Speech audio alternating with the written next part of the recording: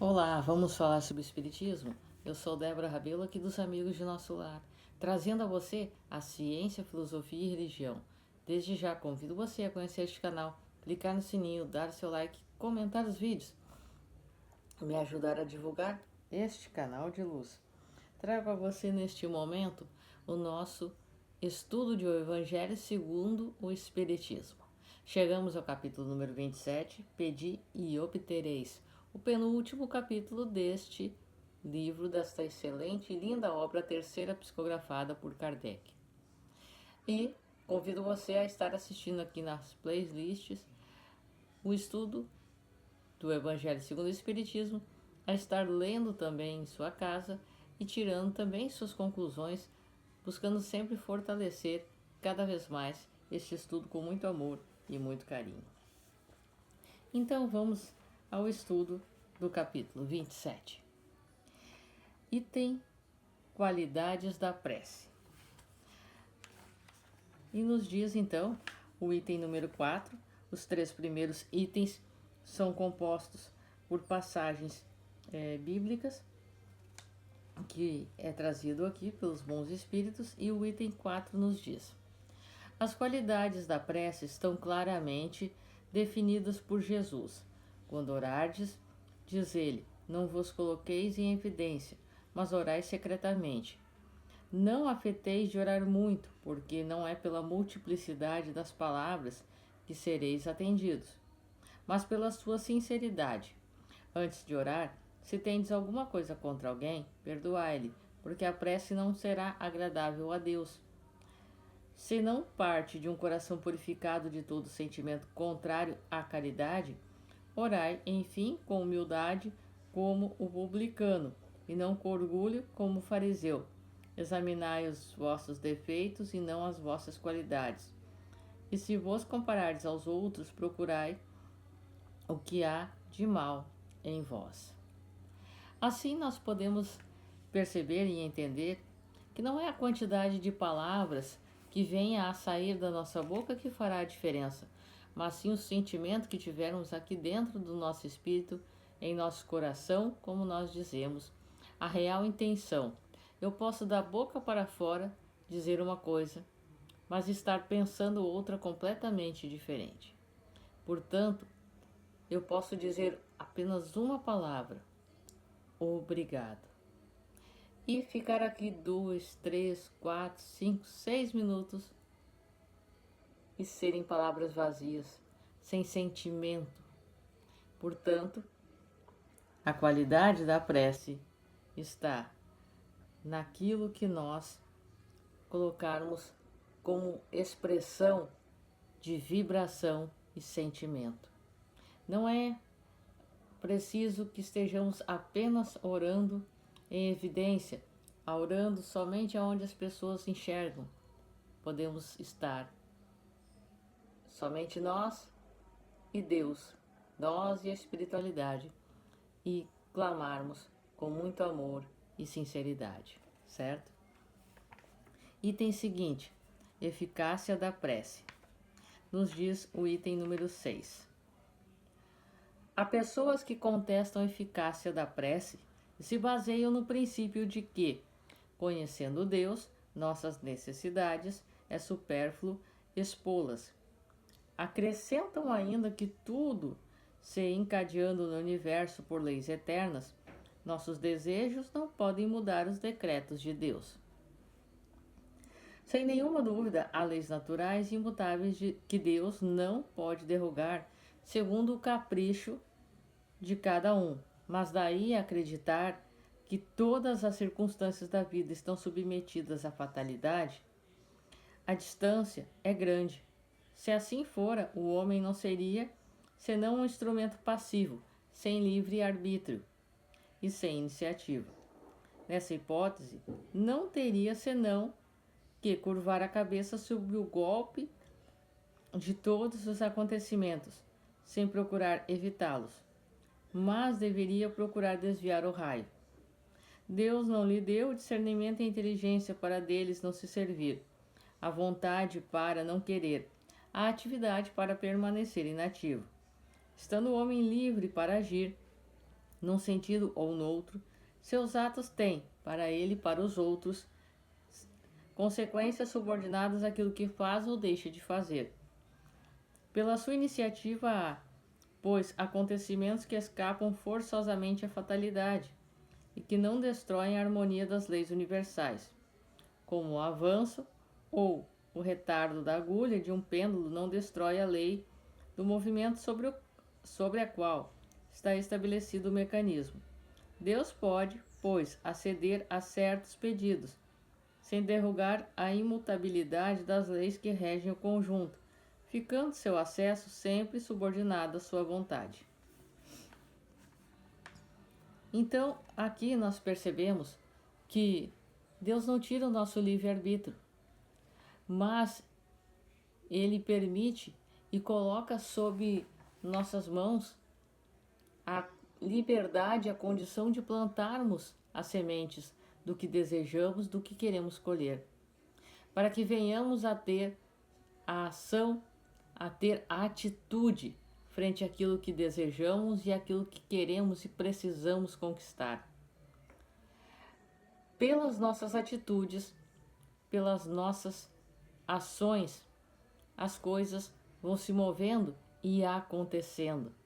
E desta forma, nós vamos vendo que somos parte da construção do milagre que desejamos conquistar e que dizemos que iremos receber, que precisamos. Fazemos a nossa parte e as coisas se encaixam como num quebra-cabeça. Mas nós não podemos ficarmos sentados esperando que tudo aconteça como num passe de mágicas, certo? Terceiro item: ação da prece, transmissão do pensamento. A prece é uma evocação por ela. Um ser se coloca em comunicação mental com outro ser ao qual se dirige. Ela pode ter por objeto um pedido, um agradecimento ou uma glorificação. Pode-se orar por si mesmo ou por outrem, pelos vivos ou pelos mortos. As preces dirigidas a Deus são ouvidas pelos espíritos encarregados da execução das suas vontades. Aquelas que são dirigidas aos bons espíritos são levadas a Deus. Quando se ora a outros seres, se não a Deus, é apenas na qualidade de intermediários, intercessores, porque nada se pode fazer sem a vontade de Deus. Item 10. O Espiritismo faz compreender a ação da prece, explicando o modo de transmissão do pensamento. Quando o ser chamado vem ao nosso apelo, seja quando o nosso pensamento o alcança, para se inteirar do que se passa nessa circunstância, é preciso mentalizar todos os seres encarnados e desencarnados mergulhados no fluido universal, que ocupa o espaço como somos neste mundo, na atmosfera.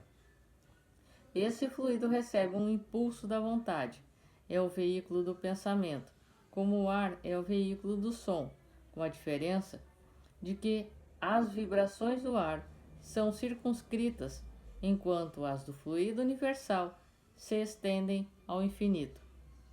Portanto, quando o pensamento é dirigido a um ser qualquer, sobre a Terra ou no espaço, de encarnado a desencarnado, ou no desencarnado a encarnado, estabelece-se uma corrente fluídica de um para o outro, transmitindo o pensamento como o ar transmite o som.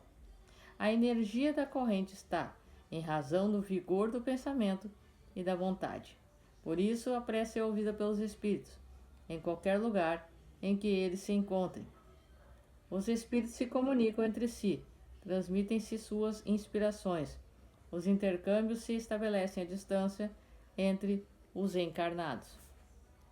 Essa explicação é, sobretudo, para aqueles que não compreendem a utilidade da prece puramente mística e não têm por objetivo materializar a prece, mas tornar um efeito inteligível, mostrando que pode ter uma ação direta e efetiva.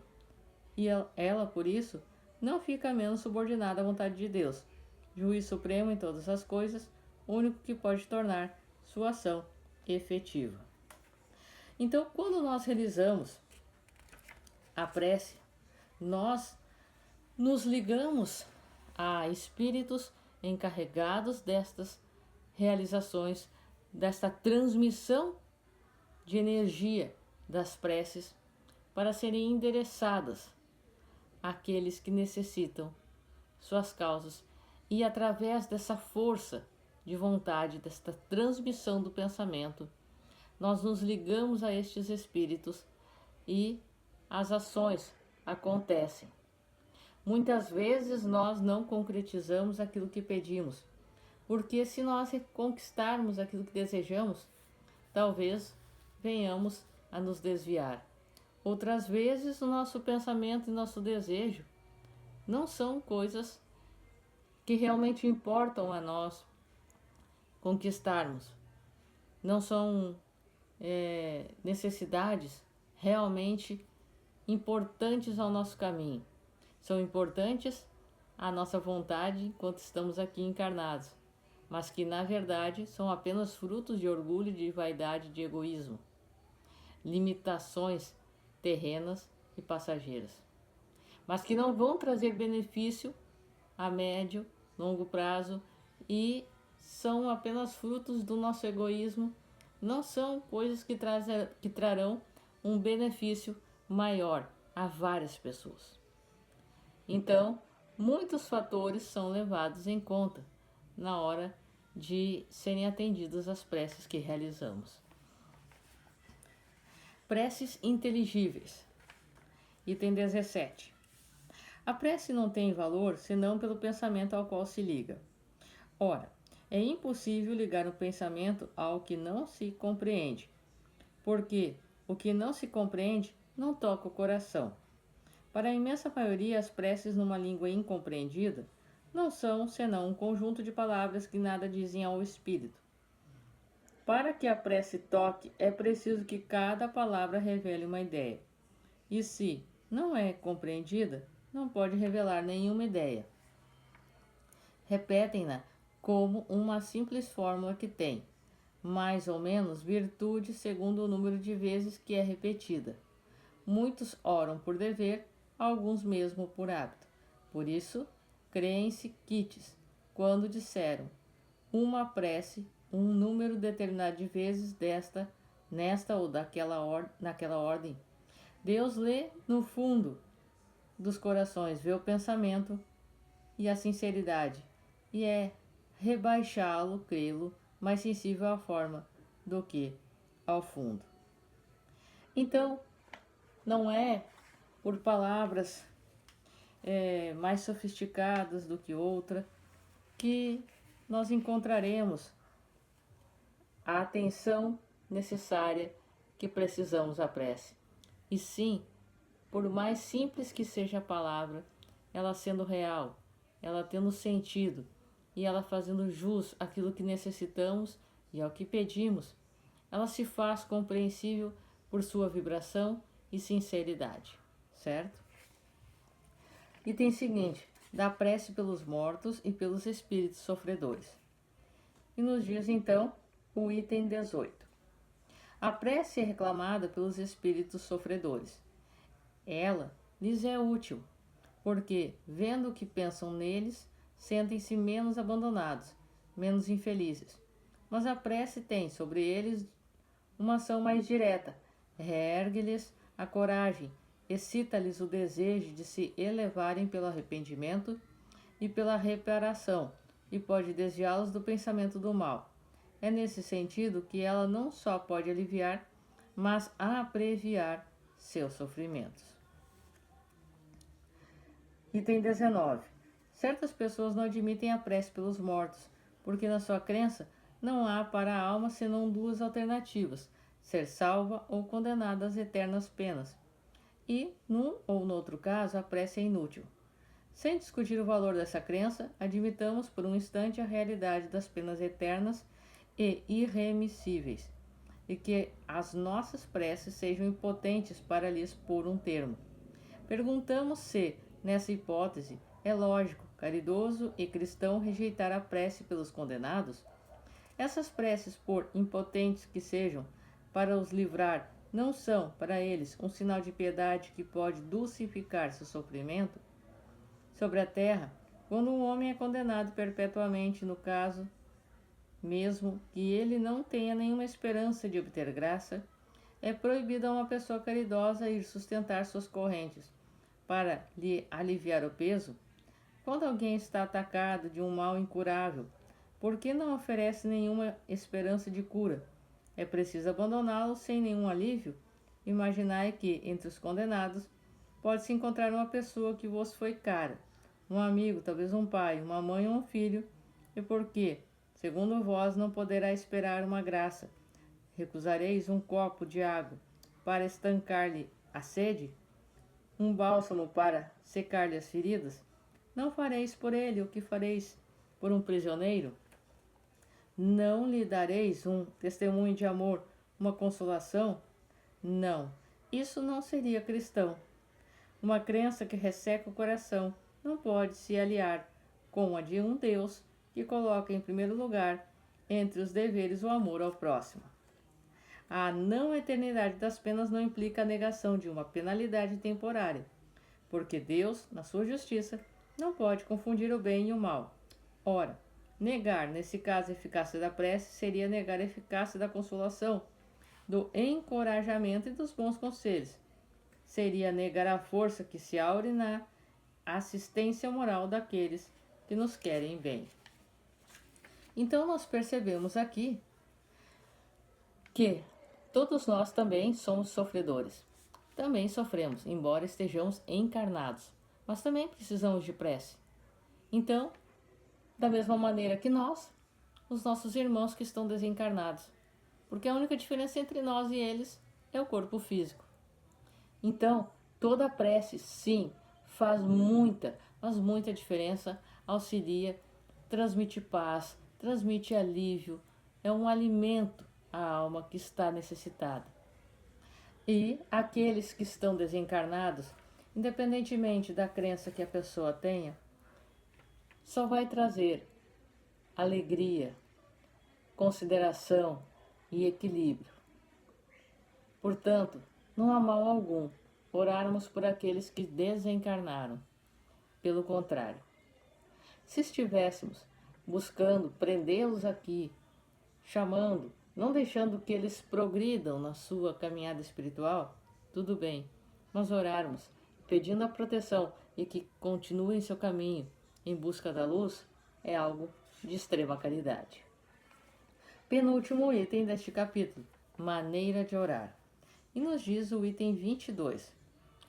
O primeiro dever de toda criatura humana, o primeiro ato que deve lhe assinalar o retorno à vida a cada dia, é a prece. Quase todos vós orais, mas com poucos sabem orar. Que importa ao Senhor as frases que ligais maquinalmente umas às outras, porque disso tendes hábito. É um dever que vos impondes, e como todo dever, pesa-vos. A prece do cristão, do espírita, de qualquer culto que seja, deve ser feita desde que o espírito retomou o jugo da carne. Deve-se levar aos pés da majestade divina com humildade, com profundidade, num arrebatamento de gratidão por todos os benefícios concedidos até esse dia, pela noite que escoou e durante a qual vos foi permitido, embora inconscientemente, retornar junto de vossos amigos, de vossos guias, para unir ao seu contato mais força e perseverança. Ela deve se levar, humilde, aos pés do Senhor, para lhe recomendar vossa fraqueza, pedir seu apoio, sua indulgência, sua misericórdia. Deve ser profunda, porque é vossa alma quem deve se levar até o Criador, que deve se transfigurar como Jesus no Tabor e tornar-se alva e radiante de esperança e de amor. Então, quando orarmos, agradeçamos também por tudo que recebemos até aquele momento. Sejamos gratos por tudo que já recebemos. Não é por frases ligadas de maneira imediata, decorada, mas pelo sentimento, pela vibração que vamos emitir, a sinceridade e a necessidade e vamos mostrar se realmente agradecemos e fazemos por merecer tudo aquilo que recebemos, certo? Último item deste penúltimo capítulo, alegria da prece. E nos diz aqui a espiritualidade. Item 23. Vinde vós que quereis crer, os espíritos celestes acorrem e vêm vos anunciar grandes coisas. Deus, meus filhos, abre seus tesouros para vos dar todos os seus benefícios. Homens incrédulos, se soubesses quanto a fé faz bem ao coração e leva a alma ao arrependimento e à prece. A prece, como são tocantes as palavras que saem da boca que ora. A prece é um orvalho divino que destrói o maior calor das paixões. Filha primogênita da fé, ela nos conduz ao caminho que leva a Deus. No recolhimento e na solidão estais com Deus. Para vós não há mais mistérios, eles se vos revelam. Apóstolos do pensamento, para vós é a vida, vossa alma se desliga da matéria e rola nesses mundos infinitos e etéreos que os pobres humanos desconhecem. Como é feliz o momento da oração, como nos enche de paz, como nos eleva, como vence barreiras e faz com que vençamos tudo através da oração. A oração faz a desobsessão, vence a obsessão, cura, liberta, restaura, alimenta, nos torna felizes, nos ajuda a ter paz, equilíbrio e amor. Portanto, uma alma que ora é uma alma ligada diretamente ao Criador, certo? Este foi o item 27, então, aqui de O Evangelho segundo o Espiritismo, pedi e obtereis. No próximo vídeo estaremos iniciando o penúltimo capítulo, que é o 28, Coletânea de Preces Espíritas. Eu sou Débora Rabelo. Um forte abraço para você, que os bons espíritos nos guiem, Jesus nos abençoe e até a próxima.